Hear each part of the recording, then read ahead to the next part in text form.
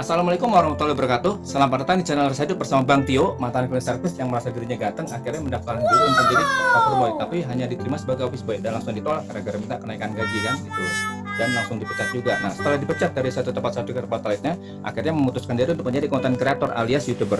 Mohon doa supaya channel ini bermanfaat untuk alam semesta beserta makhluk di dalamnya. Amin amin ya rabbal alamin. Nah, pada episode kali ini kita akan bahas kelanjutan cara menghack alam bawah sadar yang kemarin gitu ya. Ini caranya lebih simpel, lebih gampang gitu ya.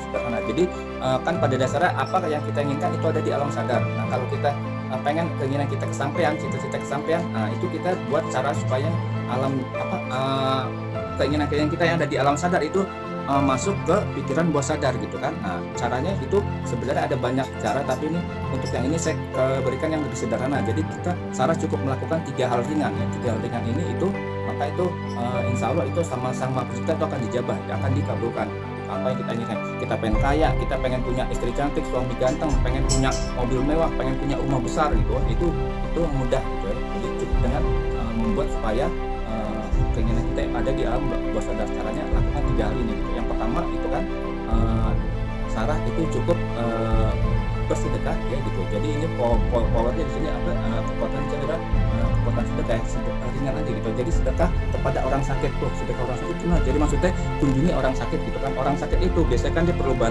tenaga, perlu hiburan gitu ya. Nah, dengan kita mengunjungi orang sakit itu mereka akan senang gitu kan. Dan Rasul sendiri bilang gitu kan, mengunjungi orang sakit itu nilai pahalanya lebih besar dari sholat sunnah 2000 rakaat. Bayangkan kita sholat sunnah 2 rakaat itu hebat, kita sholat sunnah 2000 rakaat itu kan dahsyat sekali. Nah, ternyata mengunjungi orang sakit ya di situ menengoknya, menghiburnya, terus ngasih misalnya buah-buahan gitu kan.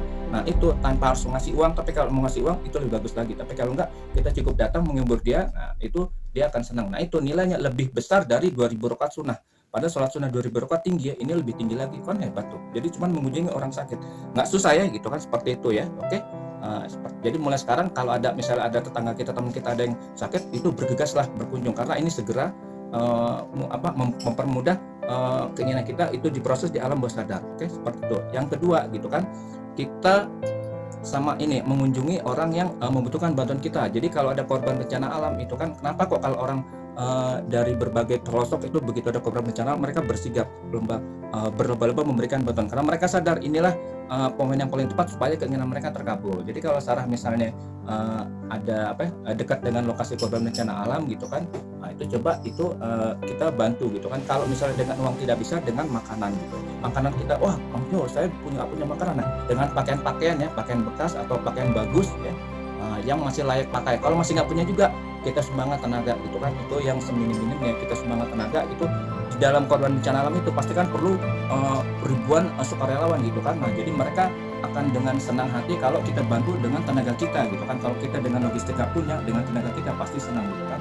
seperti itu. Dan kalau kita melakukannya dengan sukarela gitu kan, tulus ikhlas itu kan, hanya mengharap ridho dari Sang Maha Pencipta, itu wah itu pasti itu pikiran bawah sadar kita itu langsung kebuka dan apa yang kita inginkan udah nancep di situ, nanti akan direspon oleh Sang Maha Pencipta itu supaya keinginan kita terkabul. Seperti itu udah ya. Nah, yang ketiga ini gitu kan, sama segera memberikan bantuan kepada ini makhluk juga, tapi ini satu yaitu makhluknya kucing ya. Tidak bosan-bosan selalu membahas tentang sedekah kepada kucing karena ini dahsyat sekali gitu ya. Banyak yang orang-orang muslim itu ketika dia sukses, setelah saya selidiki gitu kan, ternyata itu dia yang paling utama dia menyegerakan sedekah kepada hewan, terutama kucing. Jadi ketika sebelum sholat subuh itu, jadi dia keluar ya gitu kan, keluar terus dia menyiapkan makanan kucing gitu kan. Terus jadi kucing-kucing lain yang ada di sekeliling rumahnya itu dikasih makan sampai perjalanan menuju masjid. Nah, dari masjid dia putar arah, nah di situ nanti ada banyak kucing lagi, dia kasih itu aja dia lakukan tiap hari gitu kan. Itu ternyata itu rezekinya lancar gitu ya, itu keinginan tidak apa yang diinginkan tercapai gitu. Anaknya soleh gitu, rupanya besar seperti itu ya. Dan ketika saya tanyakan, saya coba gitu kan, ternyata jawabannya sama gitu kan, udah sedekah gini-gini aja gitu. Jadi sedekah kepada kucing, murah meriah ya. Kita beli Rp5.000 makanan kucing, udah kita kunjungi kucing-kucing yang berkeliaran, syukur-syukur kalau ada kucing aman kita tolong, itu lebih bagus lagi. Itu kasih makan gitu aja.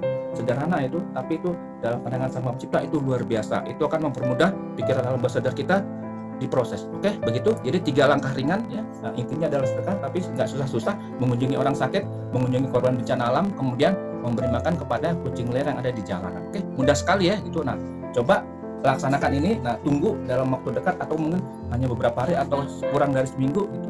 Nah, itu saya sangat yakin 100% pasti akan banyak perubahan. Oke, gitu. Jadi nanti dicoba gitu. Oh Bang Tio, ternyata setelah saya coba praktek bener nih gitu. Saya langsung rezekinya berlimpah gitu kan. Seperti itu ya. Tulis di kolom komentar, disertai menekan tombol like, subscribe sama tombol komen lonceng supaya kalau ada pembaruan data, Sarah dapat informasi lebih dulu dari yang lain itu kan. Kalaupun misal Bang Tio, saya udah gini-gini kok belum ada perubahan. Nah, nanti kita bahas lagi. Jadi apa kendalanya gitu. Oke.